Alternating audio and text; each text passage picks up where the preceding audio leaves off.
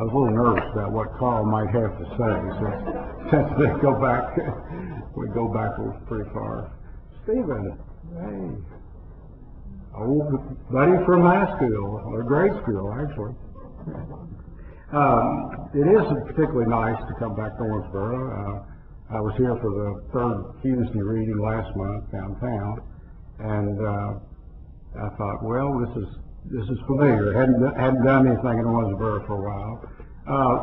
This book that's coming out that I'm going to read from is the end of an experiment. I hope that I will not do any more of narrative poetry, but never say never.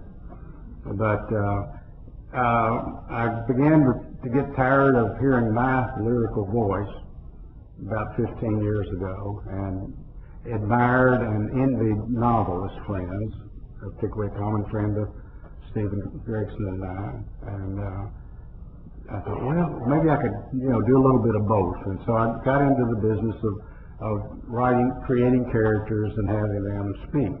And one thing led to another, and so the project I set for myself was to write 3 books about rural Kentucky, sort of semi-historically based, with characters, characters that I create, speaking, and each in a different century. Well, the last one was a long time in coming, the one that's coming out, because I just kept pushing it back further and further. And it's essentially, simple way to put it, growing up here, my father taught me to hunt in what was known as Panther Creek Bottoms, which is south of town here. Not much left of it. I was pointing it out to Capellia as we were driving in. This is the woods that I used to hunt in, but it's all cornfield now. And Panther Creek has been ditched, so it's no longer a real creek. But even as a child, 8 years old or so in that woods, I would think, what was it like, for the first Europeans to see, first white people to see this? And then later on, in real wildernesses, elsewhere in the country, I started thinking about it again. And so that question, it's a childhood question. What was it like to be among the first human beings, if you push it back past the Europeans? What was it like here? And it's a concept that still boggles my mind as an adult, and of course we have the knowledge of our present day looking back, but think about the first people that wandered in here from Asia, from the Siberia area. And they didn't know it, but the whole half of the world was empty. I mean, there was, other than animals, they were at the top of it, and they would go all the way down to Tierra del Fuego, and there's nobody there. Who were the first people doing that? So a lot of that childlike curiosity informs this book. And so what it really is a series of sections, divided into sections, and they are really the discoveries of Kentucky. And it starts in the Ice Age and ends with mountaintop removal in eastern Kentucky in 1980. So there's a kind of implicit theme in the book of Kentucky as a paradise. The native people saw it that way. Certainly the first settlers into Kentucky saw it that way. This was incredibly fertile, and the animals were everywhere, and this was a place that you could build a profitable home. But yet, and we've squandered this in many ways. I mean, it's inevitable. There's no way to prevent it. So it's kind of, Kentucky is the promised land, but the loss of that promise. So with narrative poetry, you have a difficulty of being bound to the narrative, but not having time to do the whole story. And so I'm just going to read little pieces from each of the sections, and I'll tell you ahead of time what's the context of the section. The first section, of course, is the Ice Age, the first people in Kentucky, and Kentucky was not glaciated. The glaciers stopped at the Ohio River except for a little extension at Louisville, I believe. And so I was showing my friend Corpelia the Blanton Woods out in eastern Kentucky. Any of you ever seen that? It's the largest piece of old growth forest left in Kentucky. And it's what used to cover the Cumberland Plateau, one of the gems of the world, because it was not glaciated, so it was a very, very old ancient forest. And so we now got, what, 2,300 acres and about 5 acres in Mammoth Cave and Lily's Cornet Woods, and little pockets are all that's left. So so I imagine these hunters coming into Kentucky 10,000 and 12,000 years ago. The first hunters. Where they lived, it was cold. There were storms. All was frozen. Even the sea had a mighty desire to freeze. They dreamed of milder lands full of great elk and herds of the giant buffalo. Generations went east. They went south, over the snowy plain, over the frozen sea, over the hard, slippery water. Of these people, the freest were the hunters. The purest were the hunters. They did not build houses together. They followed the animals. They found the mighty path made by elk, larger than 4 deer. They found a path beaten down by great buffalo whose horns grew from their mouths, long, curving moons. The hunters followed this road south, stopping at salt places where all the animals came, and the hunting was always good. They followed the trail and hunted the salt springs until they came to a beautiful river. Crossing the river, they found a place with great trees shading rolling hills of grass and tall stands of cane. The animals had never been hunted. The animals were many. Buffalo traveled in large herds. It was easy to kill them for meat and robes. Deer started but did not run far. Bears grumbled and stood up like men to stare. The hunting was good. The living was good. The sun always shone. The deer and buffalo loved the clacking cane. The people were happy. The children's bellies were always full. The women smiled. The hunters talked among themselves. They smoked and talked some more. They poked at the fire with sticks. They said, "Let us stop here. Let us live here, near the animals. This is the land we dreamed. This is the land Manito made for us." And that's where the title of the book comes from, The Land We Dreamed, which I can't take credit for. When I had another title, which was an Indian title, and the people at UK said, "Well, that's it's not going to be familiar to people, and can you think of something else?" And I made some suggestions, and some bright poet on the staff just went into the book, looked at the first poem, which is what I tell my students to do, and find a neat line, and make that the title of the book. But she did a good job, I think. The next section, a good friend of mine at Western was Lowell Harrison, the historian, and he co-wrote a history of Kentucky. It died not too long ago. And I'd like to talk to Lowell about this very question: who were the first people in Kentucky? And one day we were having coffee, and this was one of our regular topics, and I brought it up again.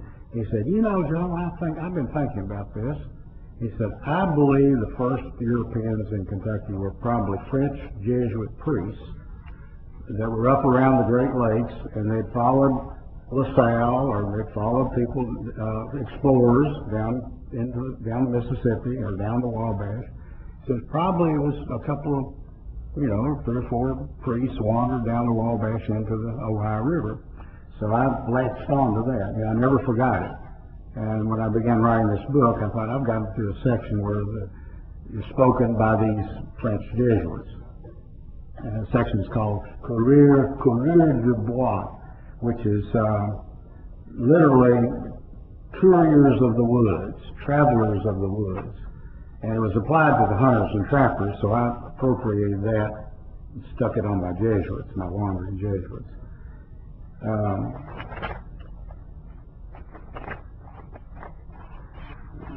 First encounter that they have with the Indians is up around the Great Lakes, so they're certainly not in Kentucky yet. And they had experienced French before, and the French had learned the language of Illinois, and they could communicate with them, and that was sort of their introduction. These are two Jesuits fresh from Dieppe, France, and so they haven't gotten into they haven't done their missionary work yet. The speaker is the actual priest, Father Jerome, and then the other speaker that I use is sort of his helper, a kind of novice who's not yet initiated. So this is Father Jerome speaking first. The poem is Among the Illinois. When I saw them wearing cloth, I judged they were our friends, Illinois, the men, as if other tribes were something else. Their captain greeted us naked at his door. He held his hands up to the sun as if to pray, but the rays passed through his fingers and lit up the paint he wore upon his face, black across his eyes and cheeks. How the sun shines, Frenchman, when you visit the Illinois. Inside we sat and smoked, I at ease while Noel was afraid. Many had come to see us. Frenchmen were still a novelty. They lay upon the grass and wondered at our hair and skin and how our robes were made. When I spoke, they grew quiet and listened. The God who made you has sent me.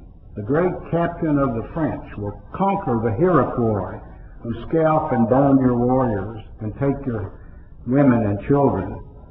Kakagasu answered, I thank you, Black Gown. Never has our river been so calm or clear of rocks, which your canoe has swept away in its passing. Never has our corn grown so tall. Here is my slave, whom I give you to show my heart. Then he came and sat beside me.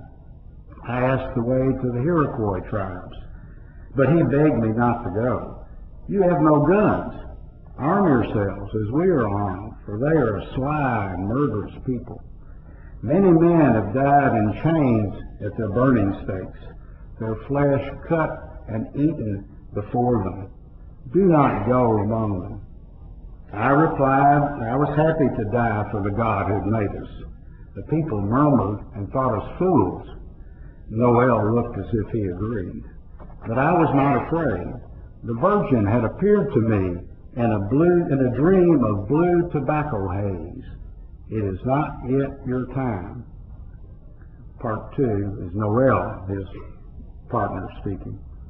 The next day was a feasting day, and in our honor, first they passed a great wooden platter of their good corn sagamite, steaming with bear fat. Their shaman fed the father the first bite as though he were a child, then me and the others. The second platter held 3 large fish with bones removed. He blew to cool them, then fed us again. The third course was a large dog, freshly killed. We said we could not eat the meat of dogs, so he brought fatty pieces of wild cattle. Again we were first to eat. I felt like a pig before slaughter. After the feast, he led us through the town of over 300 cabins and called the people out to see us. Everywhere they pressed gifts upon us. Belts and garters made of hair of deer and bears, dyed red, black, and yellow. The Father gave them banners of Chinese taffeta with images of the Virgin. I kept only the calumet Kakagasu gave me and a pouch of good tobacco. So that's kind of the first encounter. And I'll skip over here. Father Jerome doesn't make it south. It has a hard winter. Starts out with the Iroquois. The French called them the Iroquois. With the Iroquois, and they cut off one of his ears and don't let him sleep in the huts. And he has to go to another tribe, which is more friendly. But anyway, he's sickly when it comes time to go south. They hear about the Shawnee, and they want to go south to try to Christianize the Shawnee. On the La Riviere, La Belle Riviere, the beautiful river, which is the Ohio. So anyway, Father Jerome dies. And Noel tends to, he has a decision about go back or go on. He decides to go on. So this is Noel speaking. He's on the Ohio now. And there are two parts of the poem. It's La Belle Riviere. 1. On the 10th day, having made my way down the Wabache, I reached its mouth and entered a beautiful river, the Iroquois, called Ohio. Ducks and teal flocked feeding upon wild oats, waving gently in the water. Bustards and swans without wings swam noisily together. Wild cattle lifted heavy heads from drinking. Water ran from their beards as they watched and snorted. I wished Father Jerome here to see this little piece of the garden shining so peacefully before my passing. Once a tremendous fish struck my boat like a log and threatened to break it. I saw also upon the water a monster with a tiger's head and whiskers and a nose like a wildcat, sharp ears erect on a wide gray head. Around each bend, floating flocks of geese scattered from my canoe, but I saw no signs of men, the Shawanogi, who live along the river. If this is the way to the heart of this wild world, I vainly hope the people here are like their river, which flows so leisurely before me. I'm glad to leave the hard north, where Iroquois are quick to chop and burn us for their pleasure. 2. Like maskers at carnival they came, out of dark trees and the leafiest of shade. Some had painted black masks that ran ear to ear around their eyes, their faces a fierce and brilliant red. Others had noses blue or yellow, faces black, halfway up the brows, halfway down their chins, looking as if they could be peeled off at a whim. Their skin the copper color of our French beggars, roasted by the sun. One wore a bearskin despite the heat, like pictures painted of John hesitantly baptizing Jesus down in the muddy Jordan. Others wore only hides hanging from their waists, but cords twisted from dried intestines. Women modest in dresses of skins hanging to their knees. All had long black hair tied back in shining, greasy strands. I sat still as they approached, then so slowly stood and walked toward them, holding out my empty hands. And thus, in silent hesitation, everything began. And this, the last poem of this section, what he found, what Noel found. Not wilderness or empty space, Esquipacathicky, Blue Lick, last Shawnee place, 3,000 acres shaped by buffalo and people on the great warrior's trace. Cabins palisaded near the cleanly flowing creek, fields of squash and corn, Ottawa and Miami, Illinois and Lenape, Pequot and Shawnee, coming and going from raids or hunts, squatting to smoke, women working fields, stoking cooking fires, skinning, gutting game, smell of smoke, carcasses, scalps, hides, drying by fires, licks bringing buffalo, shouldering, shoving over salty ground, buffalo, heavy bodies, threshing lush fields of grass shoulder high, wide-racked elk, clattering, stomping in hollow cane, bears, bloated bullies, stained with blackberries, standing, snorting, deer traveling narrow, secret lanes in sumac, cedar, and sassafras, pigeons heavy at roost, mourning at daylight and heat of noon, turkeys, barnyard geese dissolving in woods along the creek, fish in schools, perfect cells in warm shallow pools, catfish yellow and horned hiding in hinges, layered limestone shells, herons long blue needles searching the stream's floating trash, elms fine architecture, honeysuckle bound locusts, restless lakes of cane, white oak, black walnut, silver beech, red maple, black cherry, blue ash, Eskipakathiki, a pause, a brief parenthesis between the hill and the creek. That town, Eskipakathiki, is near Winchester, Kentucky, and was abandoned in the 1750s when the Shawnee decided to join the French in fighting the British in the War of 1812. French and Indian War. So that's the end of the Jesuit section. Then I'll read a couple from the Native American section. On the Ohio, Wabete, speaker, 1756. I am in the canoe with my father again, after Monongahela, where Braddock died, he who said, no savage should inherit the land. I do not yet know my father will die at Brushy Run, where blood ran white and red. He motions me ashore to tie the canoe. The bank is steep, a smooth gray stone. I climb until he is lost in a rising mist. I climb as a squirrel climbs into a narrow crevice, wet with seeping water. Suddenly, I'm on a high bluff. The rope is in my hand, but the canoe is gone, and the river's rush is silent. My mother, who died of smallpox, sits on a rock nearby, scratching a turtle in the stone. How did you get here, I ask. Where's Father? She points to the turtle she draws. Look for him when the sun warms the stones, at noon, after the flood has settled its bones. I see nothing. The crow calls in the forest. He has made me like himself. The lonely crow has made me like himself. I am bound to the rock by the harsh song of her scratching. Now read the last poem.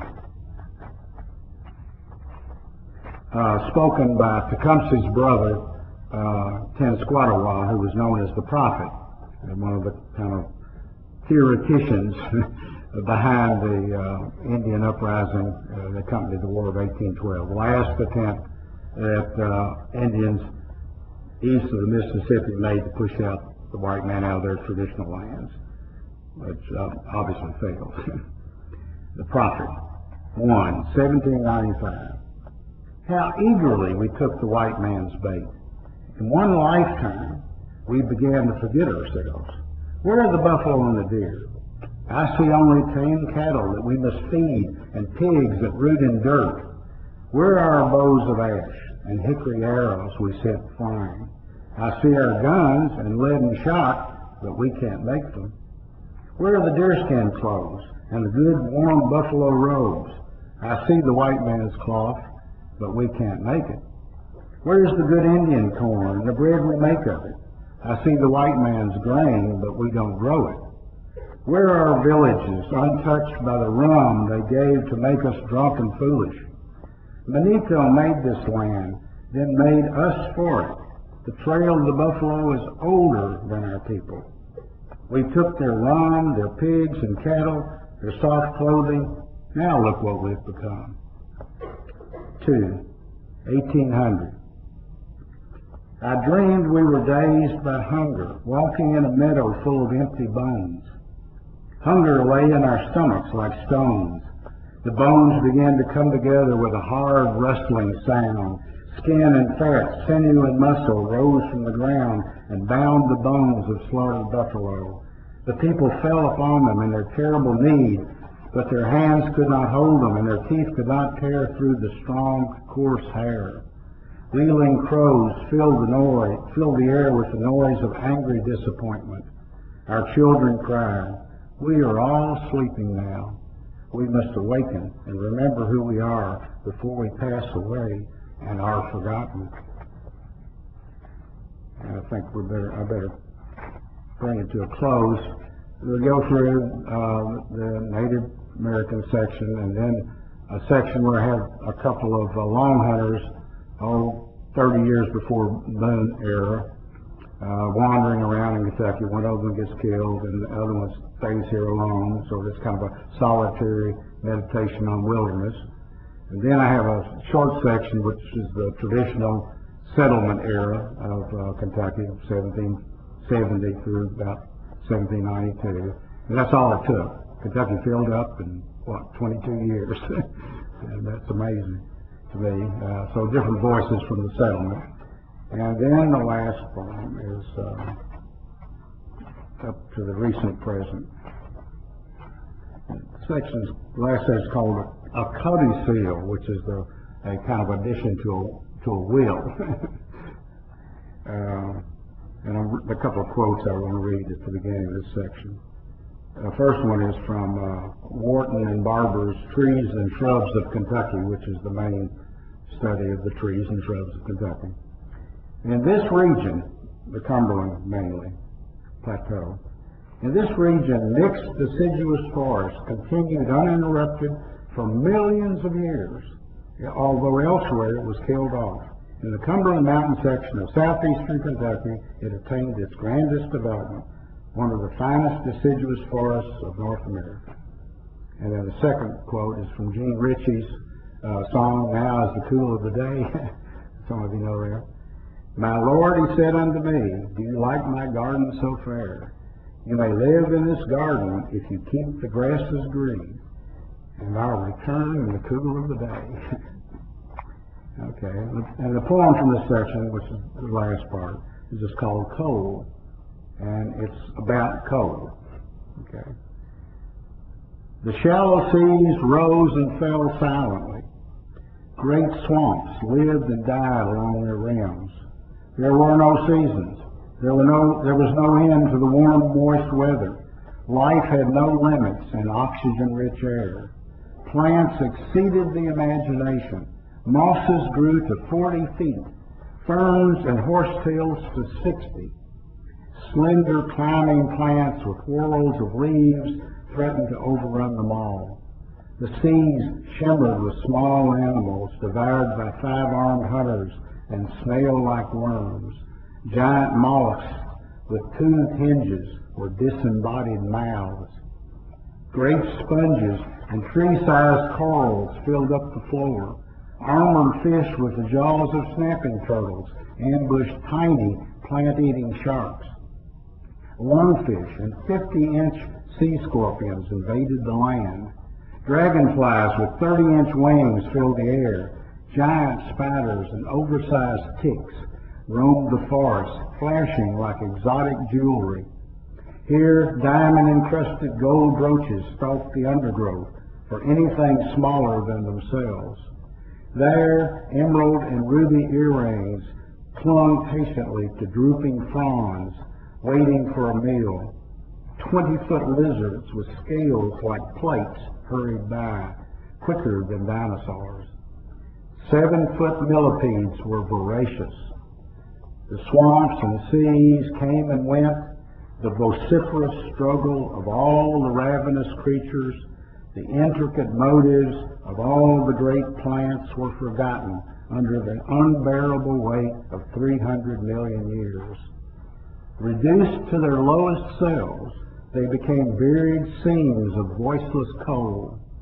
They waited in smothered darkness for coughing diesels to move the earth, releasing once more their urgent hungers, the burden of their needy appetites into the hills, where woe begone, wildflowers, shiny girls once loved to wear, would wither and die, where lilies would no longer chase the drip line of retreating snows, old ones falling as new ones rose.